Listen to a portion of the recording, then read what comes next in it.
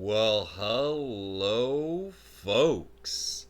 It's Top Gun here with you, and I got a good one for you. I know it's been a while.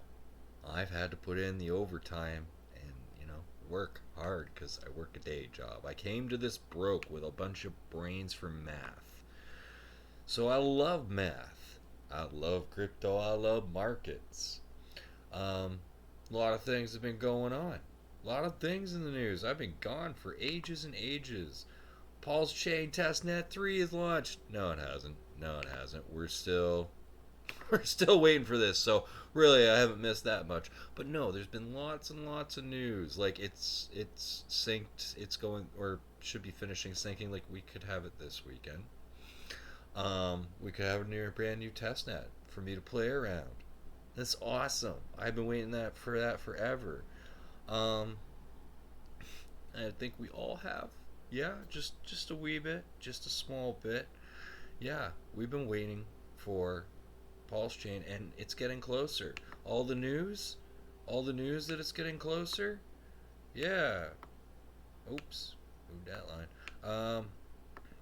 We are all sad and depressed down here. Remember this? Sub 2 cents. Oh my God, the world is over. I might have bought some. And no, Grant. Yeah, in this up and down here, I was really so broke I couldn't even take it. Well, yeah, no, I don't even remember if I caught a DCA of that. But I mean, I've been buying so low for so long that this is just epic, epic news of Pulse Chain, and we're looking at the 4 hour. And so far, we finally had a correction down. I'll move this out of the way. I had a hunch that it might hold here, because of a bounce off the 200 moving on the 4 hour chart. Now, if we go over and we look here, well, the 200 moving average on the daily is curling upwards, and the 100 is crossing it. That's generally the good indicator that, yep, the bottom's in.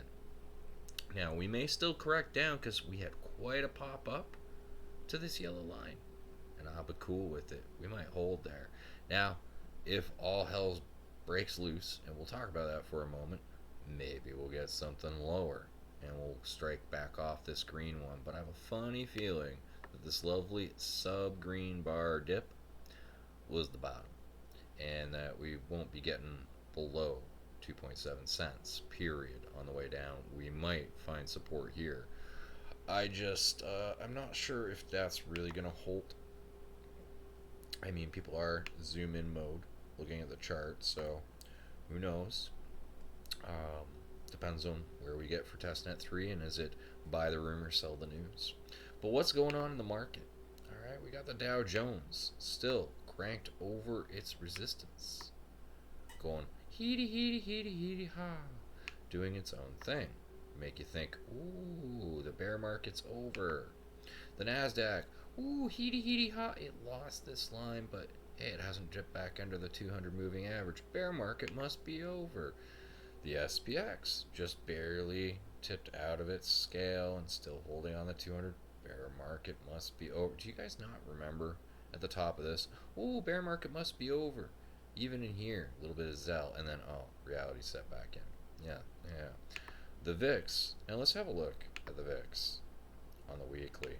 All right, let's settle this down. This is the VIX on the weekly. Do you see this crossing on the Instagram starting to happen? There's a lot of room for the VIX to have one of its epic spikes. Epic spikes. That doesn't mean it's going to happen right away. Um, it's just in zone for it. And I kind of left the market. Let's get back to the day here. Kind of left the market. Let's even get a little more zoomed in. Right here on the note of, what was that? Oh my, I haven't talked to you in like 6 weeks. Probably like, oh yeah, FOMC, we're going up. We're going to touch this red line. Oh no, we're coming in soft. Okay. But then the dollar bounced off my magic line, my 1.5, or 101.5. It lost 103 as support, and everybody's like, it's over. I'm like, it's not, but I didn't have time to make a video. And now it's rebounding to come back up to the red line just later than I assumed. Um, Now, where we see the dollar go from here is going to be really, should I say, data dependent, Mr. Powell. So, oh my God, the talk now. Okay, Blackstone is blocking investors from taking funds out. The default on car loans is hitting max highs. The banks have started waiving the regulation of, oh, you have a car loan unpaid, you can't get a new car loan. No, no, no, we got to keep the loans flowing. Things are in trouble. They can have as many car loans as they want, just wave them through, approve the loans. Well, that didn't happen in the 2008 housing crisis. No, car loans couldn't be like house loans back then, could they? So, we'll have to wait and see how that all plays out with, Evergrande still unfurling, China's kind of economic collapse still going on pretty hardcore, and the government still shelling out hardcore amounts of money to Ukraine. It's all for the weapons. Meanwhile, Russian soldiers are beating them with shovels. Oh, that money couldn't be going back to politician campaign funds. No way, that would be money laundering, wouldn't it? No, it can't be a laundromat. No. No. That would be outrageous. Anyway, we've got enough things going on that a giant credit event is looming. The $81 trillion hole in Forex balance sheet didn't just disappear. BlackRock and Blackstone are struggling. This is problems. Oh, and wait, Silvergate is getting liquidated as a bank, as in bankrupt, shut down. Just shut down and parched. Goodbye, you're no longer profitable. Ooh, that's gotta hurt. The credit event couldn't be looming soon.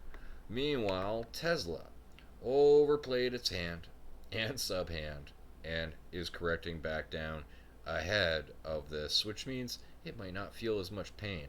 However, Apple keeps treading into its danger zone. Now, here, admittedly, on Twitter, I called out a short, not believing the mania. Again, like this. I think I'd called a short here, going, oh my God, I didn't realize it was gonna go that manic. And here, I haven't called out to close any of these shorts. This short position at 157.50 has, other than a little wick over and maybe a little wick into, held.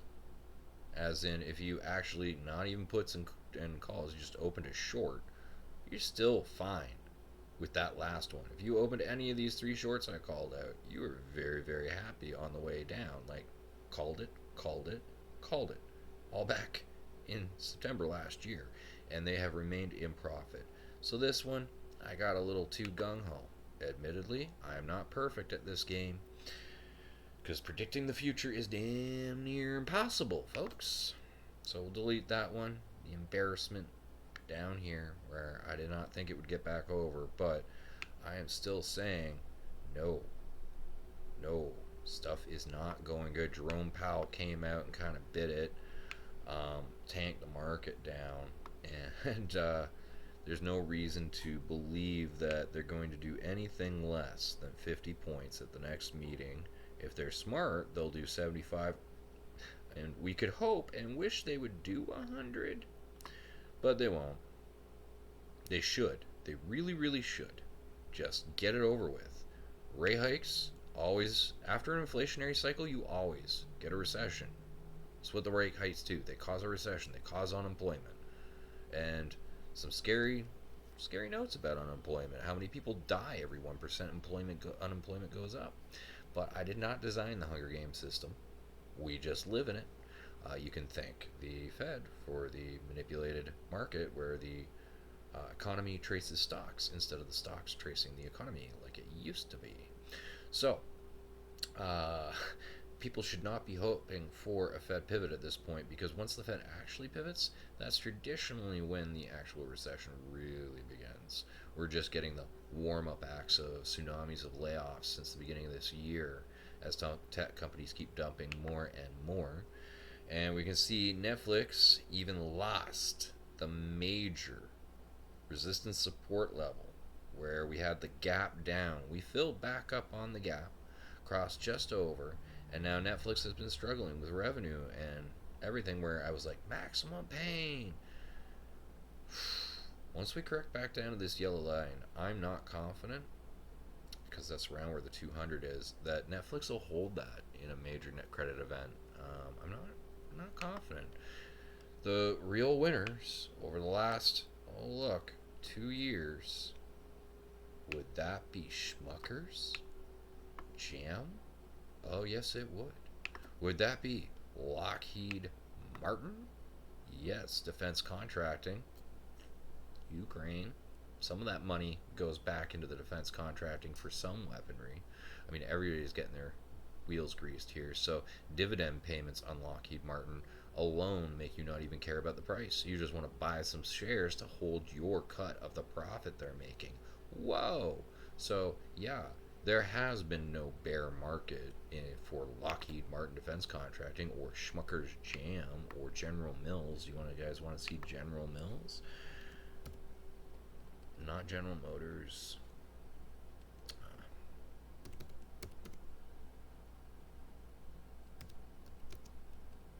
There's General Mills. Oh my god, General Mills is doing it even better than Schmuckers. And I don't even track that one regularly. I recommend it to people, and I never bother even looking it up because I figure it's going along the same lines as Schmuckers. But wow, look at that increase recently. So now this may be topping out as we do see a return to bonds because, oh look, the end of the world's back on. The bond market is crashing again. Oh, starting to have some slipping. Bonds going, yep, we're doomed. We're just we're dropping, and that's really really scary. But oh, now these bond aggregate rotationals of risk on, risk off, and junk on, junk off bond sets that deal with some corporate bonds that Michael Gaillard puts together, I will say hats off, because these are done by statistical math. You know I love that. And it actually goes and backdates statistical breakdowns of historical values, days of the week, risk on, risk off, what the indicators were. So everything is basically almost like programming code in crypto, where the fund runs itself. Nobody is actually in control of the buying, the algorithm is. So it's more automated, and it's finally showing its weight recently when the massive drop is done. They're not dropping as hard as the aggregate bond ETF of the top bonds. So he's got something a little better going on than that. When we see the return to risk off coming here, will most likely be after a VIX spike here, which will be the drop of stocks, because I believe traditional risk off indicators are returning, which is why rotational on and junk on are doing better. Because last year was anomalous, where risk off and risk on traded down together, and that shouldn't happen. Money should be flowing from one to the other. Gold, the old man in the room. Woof. Oof. Let's have a look at lumber. Now, lumber is resurging a little bit, so this might have actually been a bottom here. We'll have to see if it caught more support here or not really. If we're going to see any more indicator, because this is a far leading indicator. And if we're seeing lumber going up while gold going down, we're seeing risk off. But lumber going down, gold going down, I mean, got different scenarios here. So if gold is going up while lumber's going down, you've got risk off, and vice versa, risk on. But if they're trading the same way together, you got other indicators, and you still have to look at other indicators. And yes, I am still tracking the crap out of oil. It seems to have really battered in on the $75 a barrel line, roughly $76. It's setting its own new standards. So this whole channel, and if we compare, it keeps busting out. It's not like crypto. It doesn't really care about this down channel the same way. It's not the same resistance after this got broke. So I don't think we really need this line anymore, which means oil is free to move. And okay. Oh, okay. Okay. So different trend line, but we've got a bounce off that trend. I see. So we can forget these earlier trends of down, So I think this is very clear that oil is curling to research. This is, though, not based on any math. This is a gut feeling because the headwinds are still intact. If we have a particularly hot summer, natural gas, oil could be surging high, especially with more conflict revving up in you know where. So realistically, we're still having shortages in supplies, we're still having issues. The market looks disgusting. And Bitcoin, ooh, and even if we get another little hump, this will lock in an actual head and shoulder reversal, and we'll be going back down to test most likely this line here for support. We'll definitely end up coming back down to 20 grand, where we've got the major fight action. Ethereum, oof, lining up with the same depressing look. It's not as hot. We'll see how this plays out, but I'm assuming that if the market kind of has a big collapse, crypto's going to still go with it again. We'll see that correlation brought through ETFs all the way through Grayscale. Now, Hex, the liquidity's gone really light, so that's where we could see our drag down, but the buying, because of Pulse Chain, it actually has room to fight this up, and the low liquidity makes it easier to do so. So we still got some room to play in Hex. But of course, Hex, with its followings Hedron and Icosa, until Hex really has some big pop off, they're going to kind of float beside, like Maxi, and now Decky stopped working on TradingView. I'm unimpressed. And it seems that some of the liquidity pools are closed. They still got the huge Decky Hex liquidity pool, so you can get in and out. But I'm not very impressed by that. So I'm gonna be removing this ticker, and I might even be moving out of Decky, just because I'm kind of like, you know what? It's the Maximus contract was better. It was. So it is what it is. We'll see how that plays out. I mean, Decky, I'm still going to get 10-year stakes in 10-year worth of Hex. So if I'm just holding Liquid Hex as opposed to Liquid Decky, and I'm going to be holding it for, well, another 9 years, that pays out. So we'll see how it works. And Pulse D. Now, as they struggled around here, one of their liquidity pools dried up and fell below, so it looked like it rugged, but the other ones were maintained, and they had no issues on TradingView. They've had quite a rounding going on here. Still, as a token, like I got convinced to sell out. I'm actually like upset. I got like sold out here and bought back in there. Like I lost $20 on my free claim because I just kind of got jarred out of it. And you're like, you know what? I'm riding this to zero. I don't have any high hope for it. I hate it. I want to see them at zero in my wallet. So I'm hanging on to my 25 little hush puppies I got for free because I'm a shy shrimp. Hardy har har. I mean, other than that, like, it's a toy. It's, take one thing, burn. It's fun, but when you're bored in a bear market, but with gas fees, like, I tried to do the ASIC, but, like, oh no. $50 of, like, a DCA, $25 is what I actually got. $25 of ASIC tokens to go and mine with. And I'm like, oh, gas fees to end, to start, to end. Wow. And I'm making like a Bitcoin and a half doing this, or a Pulse Bitcoin and a half, which is worth like $1. Like, this is not working out so much at this stage. So I may have given up on the ASIC mining. It was fun and novel, out of complete boredom. Uh, and hey, the free claim is still worth something, like 25. Like, oh, 75 free dollars. That 25 it cost me, I could still get back out of it if I wanted to. Alright, but I'm still waiting for zero, man. I'm waiting for zero on this because it is just a toy.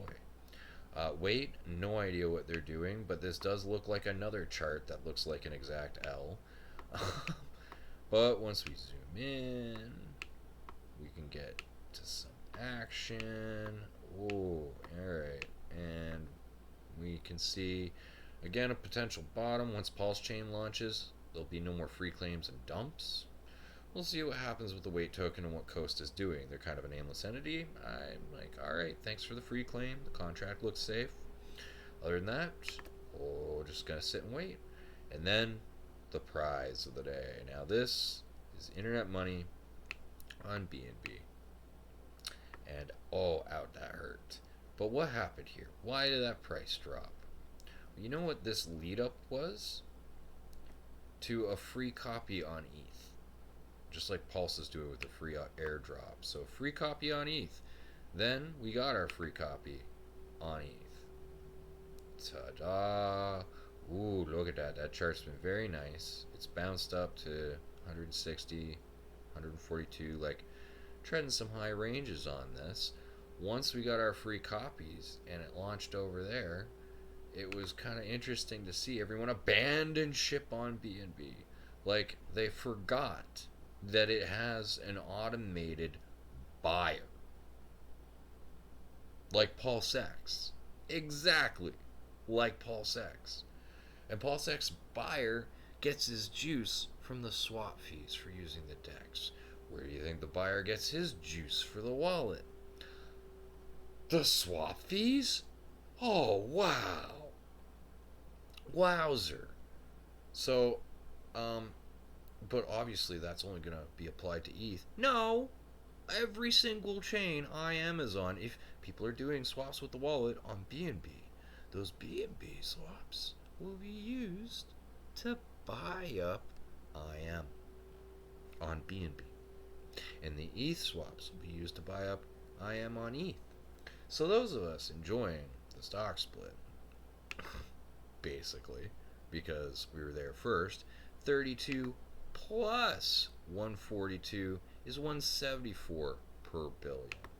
Now, on that note, 174 per billion, I have been screaming to buy this when it was $82 per billion, when it was $77 per billion, $87 per billion, again at $80 per billion. I might have even been telling people to buy at $73 per billion all through this, like, bottom after bottom after bottom, all through this chart. All through this chart. Going, $59 per billion in October. Yeah, I would have called out and been like, yep, great times to buy, great times to buy. Just needed the patience to sit for months and enjoy the stock split. And, like, I'm laughing in profit on accumulating my IM. It's really, really nice feeling, and this is still stupidly cheap for accumulation, even on BNB and everything else. Why? Because of the crystal ball with S curve, except project token ticker. Okay, well, switch it to IM. Oh my. We'll even take the bullish down in terms. I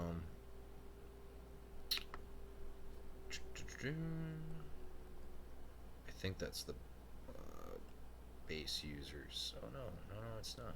But 100. There we go. I think the base users for MetaMask is something like 21 million. So we're comparing to MetaMask and trying to ramp up, and then we'll even take this down a little bit. Well, by take it down, I mean take it up. Scaling. So we'll take that to 500.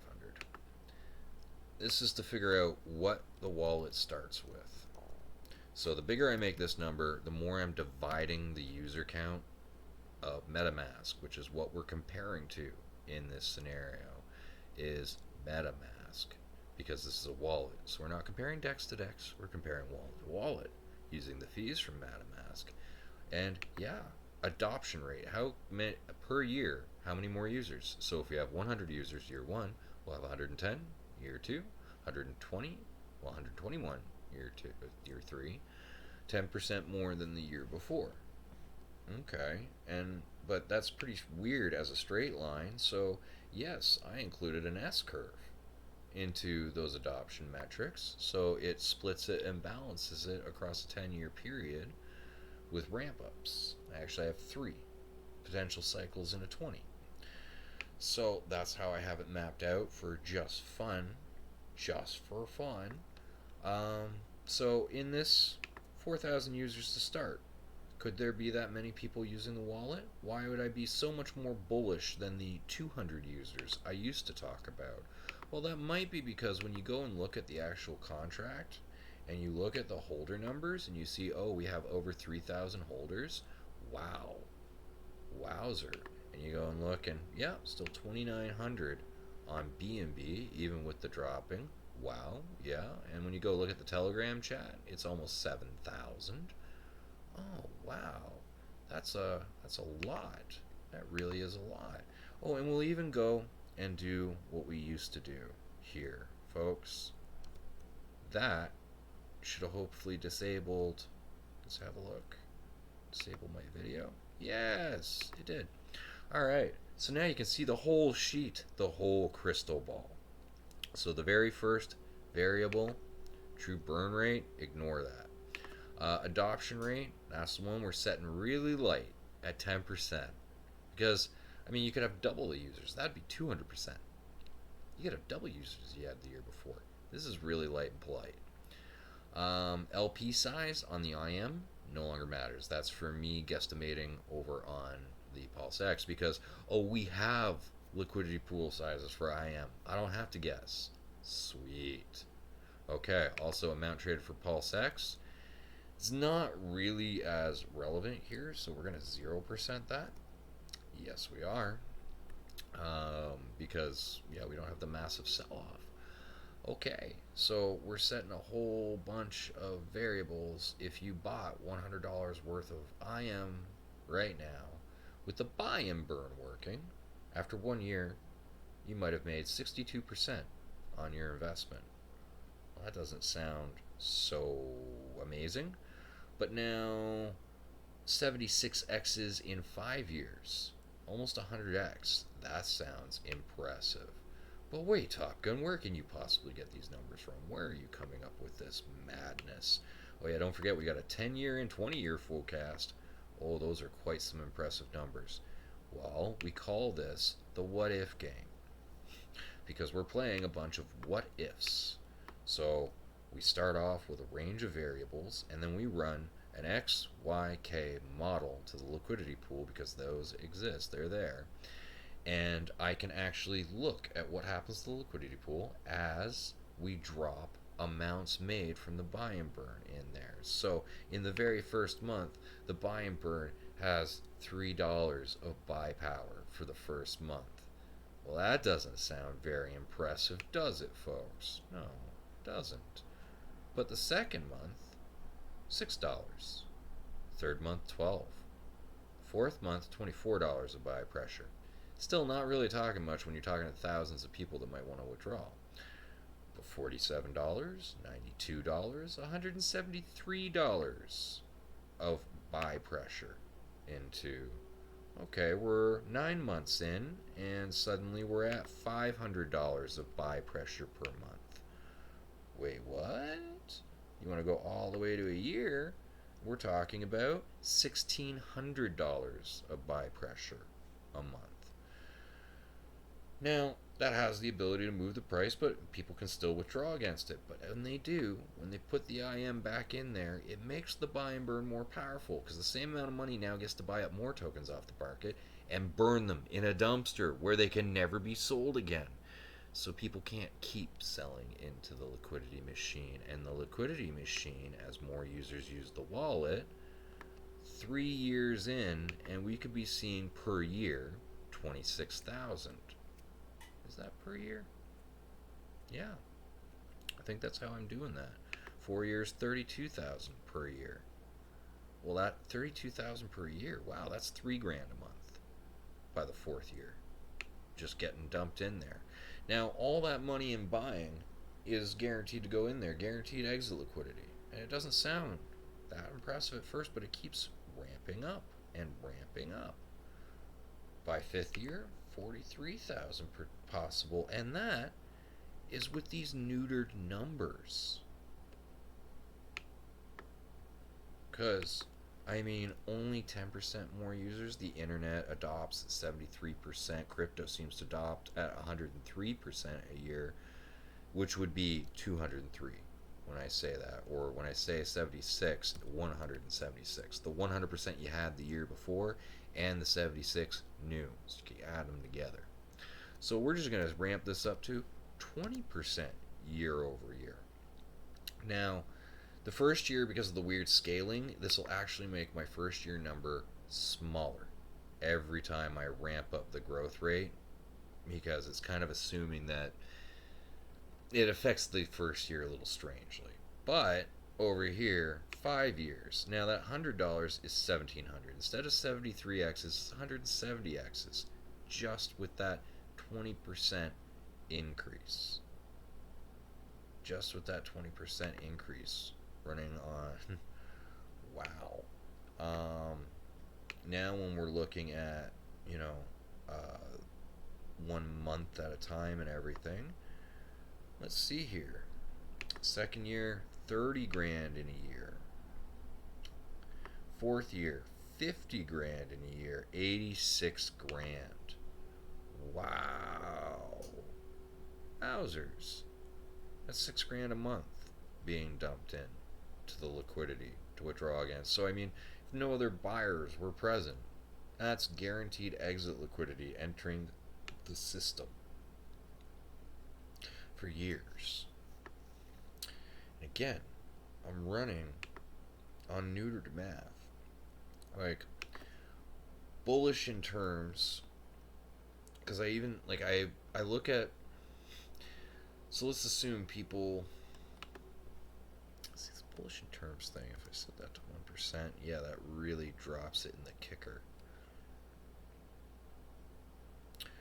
Okay. But that's where it starts at, not where it grows. So when I'm doing this, I'm comparing it to the amount of money that, in this terms, that that MetaMask is making. So when I look at the IM numbers, looking at token counts, which I have to change, looking at old price numbers, I got to do some adjusting on this for the base that I'm starting with for liquidity, but fees income per day.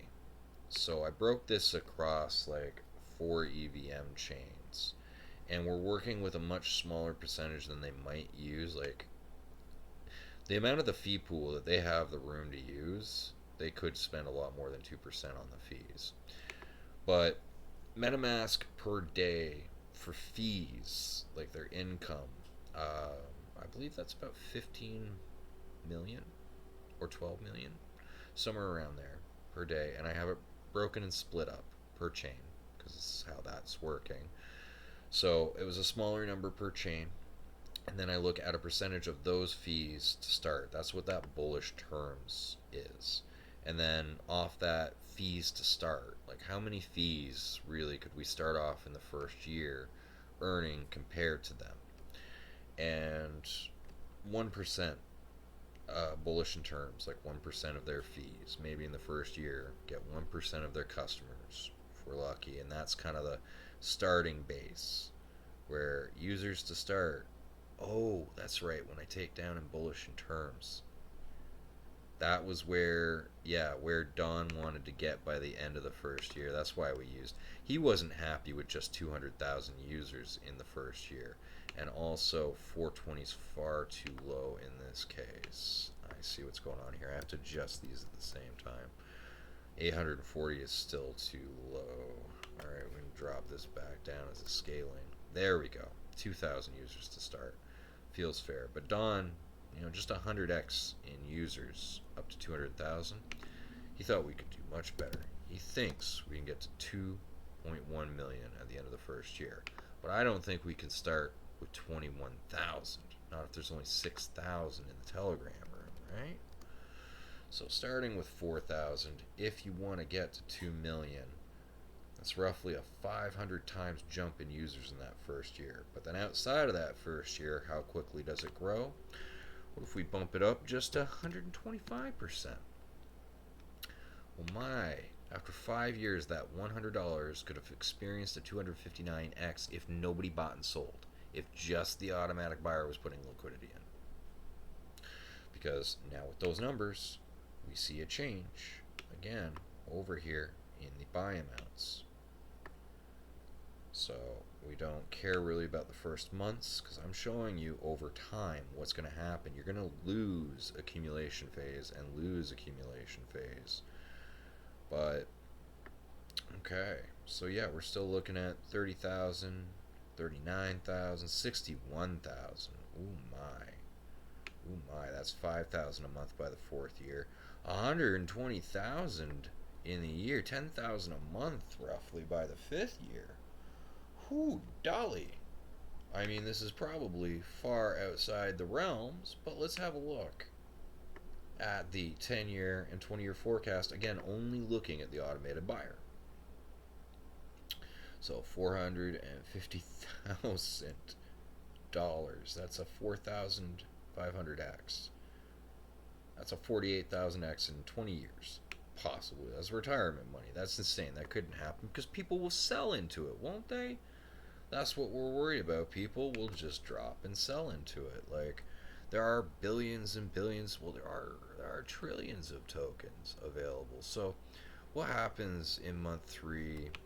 Market decides they want to drop 100 billion tokens. It's 100, 100,000, 100 million, 100 billion tokens onto the market.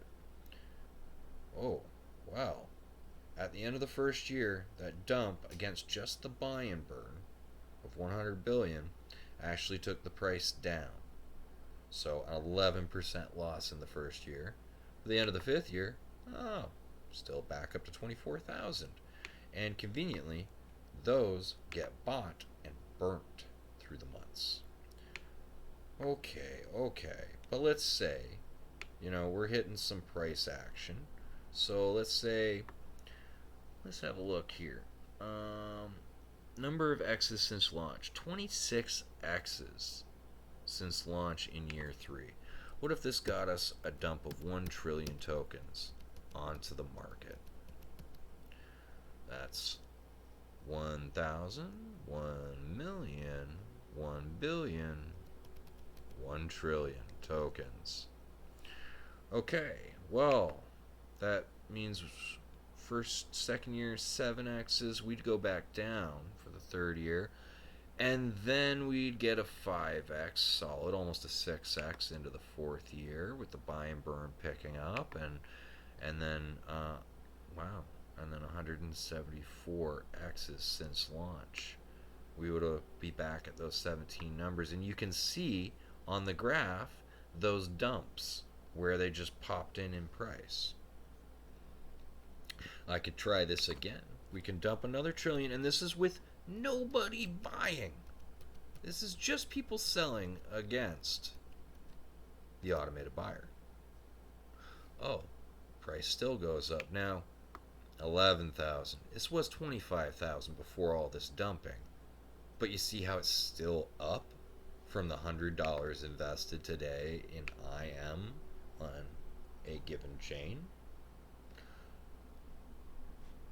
This is not a guaranteed math model. It's not a guarantee people will use the swaps. It's not a guarantee people will use the wallet. This is not financial advice, but this is a mathematical breakdown of how the buying power of the wallet swap fees will increase, and then what those buys would do to a liquidity pool. And yes, I can even actually track what buys do back to the price.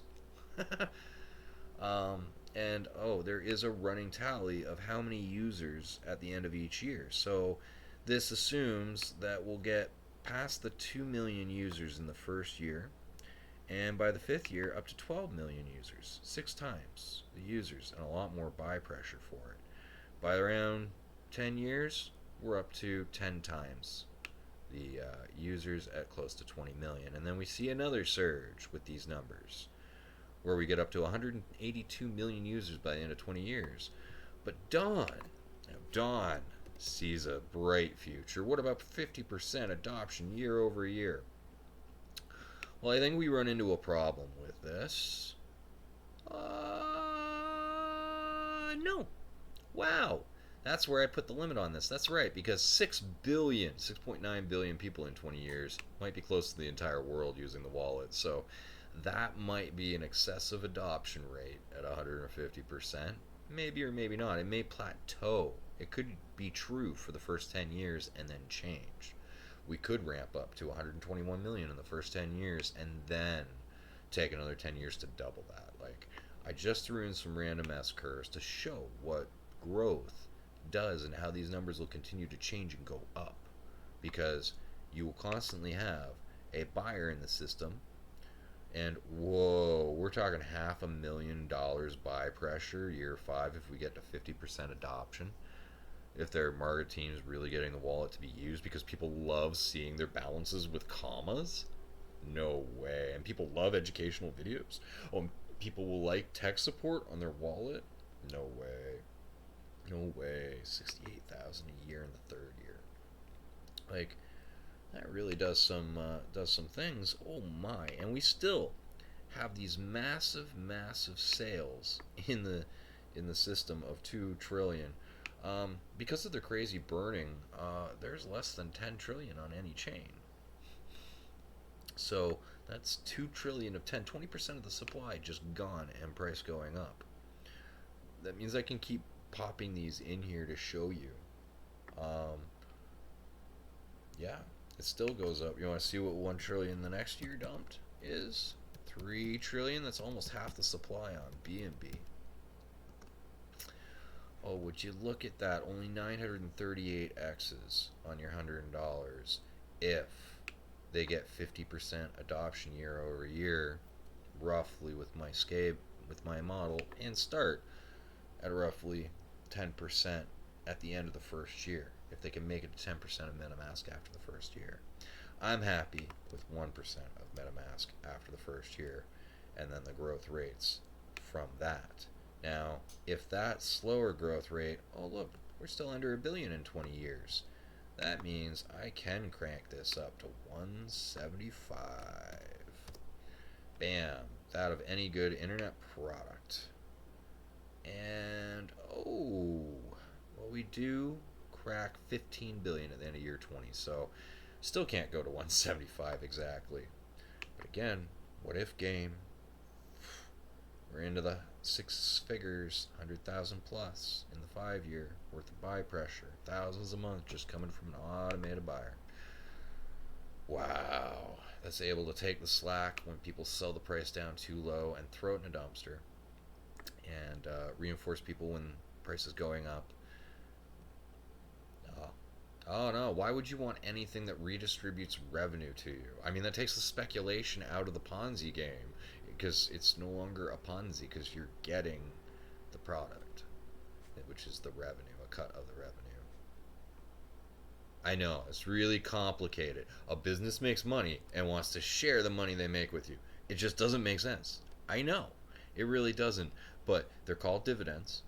You can get them. They have a token called time, which pays the dividends. But you missed the sack for that because you slept on it. Not my fault. I even did a video about their sack this time.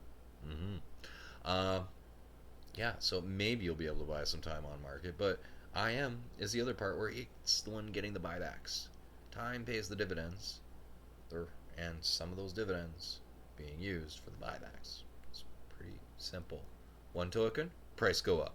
The other token pays you for just sitting there and owning it. And obviously that'll probably be valuable, but we don't care about price on that, do we? No, because it pays you in other tokens.